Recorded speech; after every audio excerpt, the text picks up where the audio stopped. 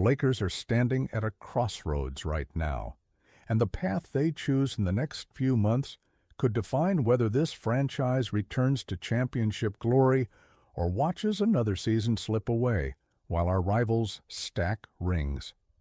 There's a piece missing from this puzzle, a gap in our roster that's been glaring for anyone paying attention, and the solution might be closer than you think. Welcome back to Lakers News Fan Report, your home for all the latest updates and rumors about our beloved purple and gold. I'm here to break down something massive that could reshape this entire roster, something that addresses our biggest weakness and turns it into a legitimate strength. By the end of this video, you're going to understand exactly why the next move our front office makes could be the difference between contending for a title and settling for mediocrity. Stay locked in, because what I'm about to reveal involves a player who could transform our identity on both ends of the floor. Let me start by addressing the elephant in the room. Our front court situation has been problematic for a while now. We've tried different combinations, experimented with various lineups, and searched for that perfect fit at the center position. DeAndre Ayton came in with expectations, bringing size and a physical presence that looked good on paper. But here's the reality that every Lakers fan who watches games closely already knows. Ayton gives us solidity and some offensive production, but he doesn't give us the mobility, the defensive versatility, or the playmaking ability that modern championship teams require from their big men. In today's NBA, you can't just have a traditional center who clogs the paint and gets you some rebounds. You need someone who can switch on defense, protect the rim against elite scorers, roll hard to the basket in pick-and-roll situations, and make plays for teammates when the defense collapses. Think about the centers we're competing against in the Western Conference. Nikola Jokic in Denver, who's not just a center but essentially a point guard in a 7-footer's body. Chet Holmgren in Oklahoma City, who can stretch the floor, block shots, and move like a wing player. Victor Wembanyama in San Antonio, who's redefining what's possible at the center position with his combination of size, skill, and defensive impact. These aren't your traditional back-to-the-basket big men. These are modern centers who can do everything, who force opposing teams to adjust their entire game plan, who create mismatches that their teams exploit possession after possession. And when we match up against these players with our current roster construction, we're at a disadvantage. Ayton can't keep up with their mobility. He can't match their defensive versatility. He can't provide the same kind of offensive creativity that makes these players so valuable.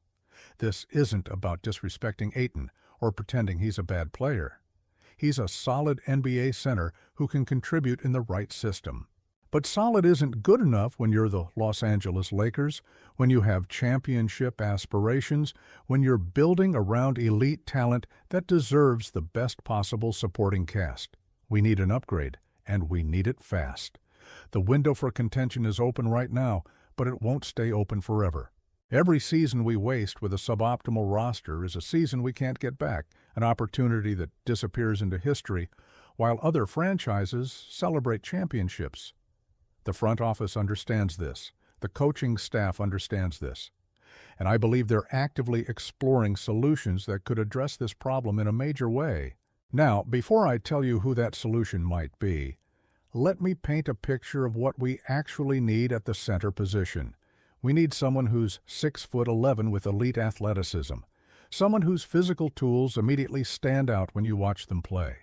We need a player who can protect the rim at a high level, deterring drives and altering shots without fouling unnecessarily. We need someone with the mobility to switch onto smaller players on the perimeter, to hedge on pick and rolls and recover back to their man without getting burned.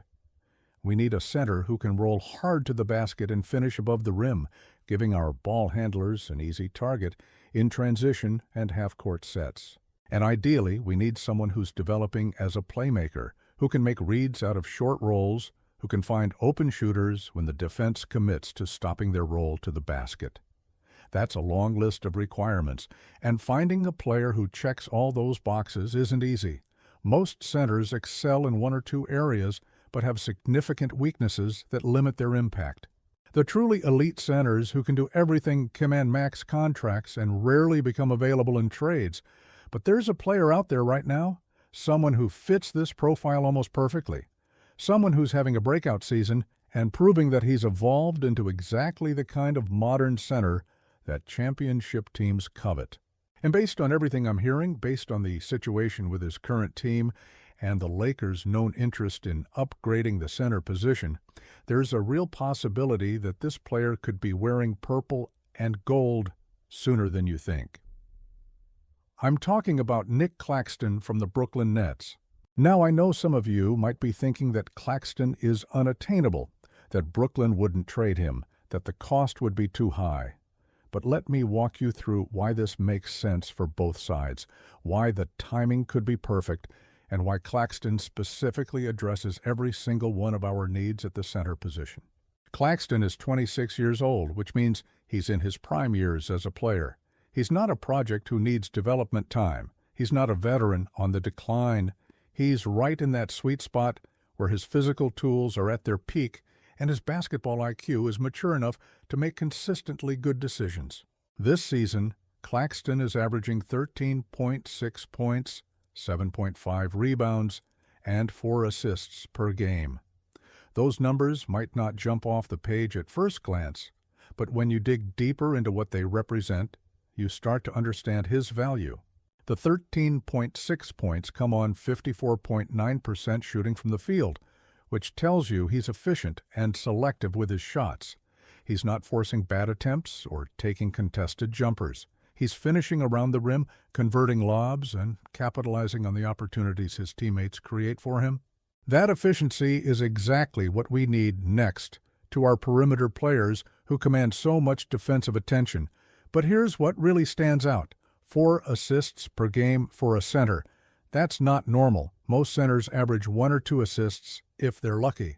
4 assists means Claxton is making real reads, finding cutters, hitting shooters when the defense collapses on his drives. It means he has the vision and passing ability to be a facilitator within the offense, not just a finisher. And if you need more proof of his playmaking development, consider this. Claxton recently recorded a triple-double against New Orleans, finishing with 14 points, 11 rebounds, and 10 assists. A triple-double for a center. That's the kind of performance you see from Jokic or Draymond Green in his prime. Players who completely change how defenses have to guard them because they're threats to score, rebound, and create for others all at once. That was Claxton's second triple-double this season, which shows it wasn't a fluke or a one-time statistical anomaly. This is who he's becoming as a player. A versatile, switchable playmaking center who can impact the game in multiple ways every single night. Now let me explain why Claxton makes so much sense specifically for the Lakers. Think about our offensive system and the players we're built around. We have elite playmakers who can break down defenses, create advantages, and make the right read.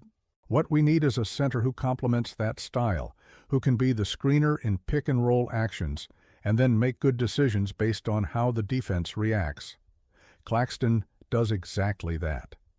When he sets a screen and rolls to the basket, he's a legitimate lob threat who can finish above the rim.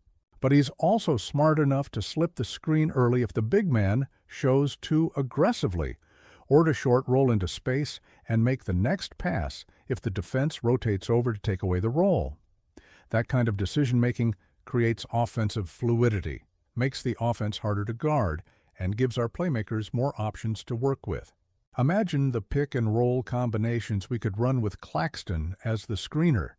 The defense would have to respect his ability to catch lobs and finish at the rim, which would create driving lanes for our guards.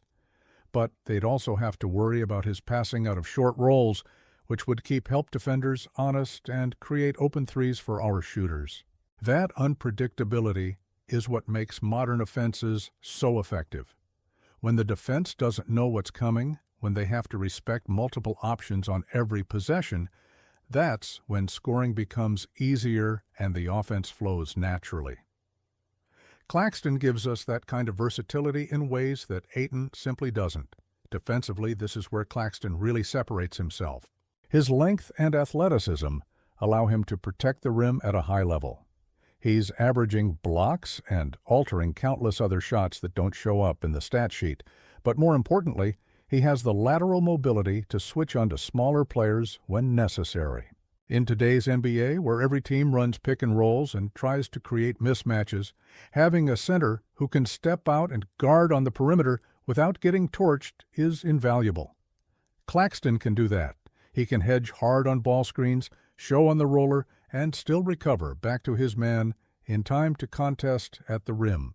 That kind of defensive versatility is what allows you to play aggressive schemes without worrying about getting exposed in coverage.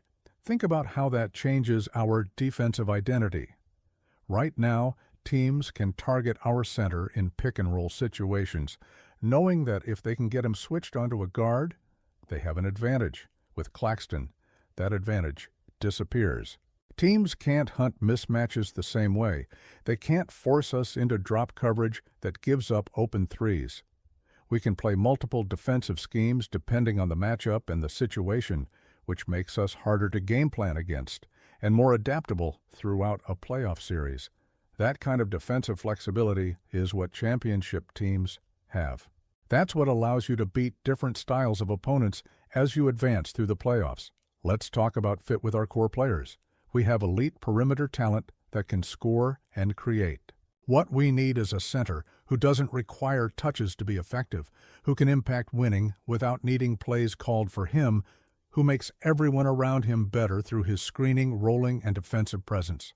Claxton is that kind of player. He doesn't need the ball in his hands to be valuable. He's effective as a finisher, as a screener, as a rim protector, and as a playmaker when opportunities present themselves. That kind of low-maintenance, high-impact player is perfect for a team built around stars who need the ball to maximize their abilities. And here's something else to consider. Claxton is still only 26 years old. He's not a finished product. He's still developing, still adding to his game, still figuring out new ways to impact winning. The triple-doubles this season show that his playmaking is evolving. His shooting percentages show that his efficiency is improving. His defensive metrics show that he's becoming one of the better rim protectors in the league. When you acquire a player like this, you're not just getting what he is right now. You're getting what he's going to become over the next 3 or 4 years as he continues to refine his skills and add new dimensions to his game. That kind of upward trajectory is exactly what you want when you're building a championship contender. Now, let's address the elephant in the room. Why would Brooklyn trade Claxton? The Nets are in a rebuilding phase, trying to accumulate assets and develop young talent. Claxton is a good player, but he's also making significant money and is in his prime years, which don't align perfectly with their timeline. If the Lakers can put together a package that includes draft picks and young players who fit Brooklyn's rebuilding timeline, there's absolutely a deal to be made here. The Nets would get assets they can use to continue their rebuild, and we would get the exact piece we need to compete for a championship right now. Both teams accomplish their goals. Both teams get better relative to their timelines and objectives. From a contract perspective, Claxton's deal is manageable. It's not a max contract that would cripple our cap flexibility moving forward. It's a fair market value deal for a starting center who brings legitimate two-way impact. And when you consider what we're currently paying for center production, the upgrade from Ayton to Claxton would be worth whatever additional salary we take on. You pay for impact, and Claxton's impact on winning basketball is significantly higher than what we're currently getting from the center position. Let me paint the picture of what this team could look like with Claxton at center. Defensively, we would have a rim protector who can also switch and guard multiple positions. That allows us to play more aggressive schemes, to pressure the ball more effectively, to take away passing lanes without worrying about giving up easy baskets at the rim. Our perimeter defenders could play more aggressively knowing they have elite rim protection behind them. Our help rotations would be cleaner because Claxton's mobility allows him to cover more ground and recover to his man more effectively than traditional centers. We would go from a defense that's vulnerable in certain matchups, to a defense that can adapt and execute against any style of play. Offensively, we would have a center who creates easy baskets through his screening and rolling, who spaces the floor not through shooting, but through his ability to make plays in short roll situations, who finishes efficiently around the rim and doesn't waste possessions with forced shots. Our pick-and-roll game would be dramatically more effective because the defense would have to respect multiple options on every action. Our transition offense would improve because Claxton runs the floor hard and finishes above the rim. Our half-court offense would have more flow because his passing ability keeps the ball moving and finds open shooters when the defense commits to stopping his roll. Think about the matchups in potential playoff series. Against Denver, we would have someone with the mobility to at least make Jokic work for his production, someone who can contest his shots and make him uncomfortable. Against Oklahoma City, we would have the length and athleticism to match up with Holmgren and not give up the advantages he creates with his unique skill set. Against any team in the league, we would have a center who doesn't hurt us in any matchup, who can adapt to different styles, who gives our coaching staff flexibility in how they want to attack each opponent. That kind of versatility is what separates contenders from pretenders in the playoffs. I want to be clear about something. Acquiring Claxton doesn't guarantee a championship. Basketball is a team game, and winning a title requires everything to come together at the right time. But what acquiring Claxton does is eliminate a significant weakness in our roster, upgrade a position where we've been vulnerable, and give us the kind of modern two-way center that every championship team needs. It puts us in position to compete with anyone, to match up against any style of play, to have the roster flexibility necessary to win 4 playoff series against elite competition. That's what moves like this are about. Not guarantees, but maximizing your chances, putting yourself in the best possible position to succeed when the opportunity presents itself.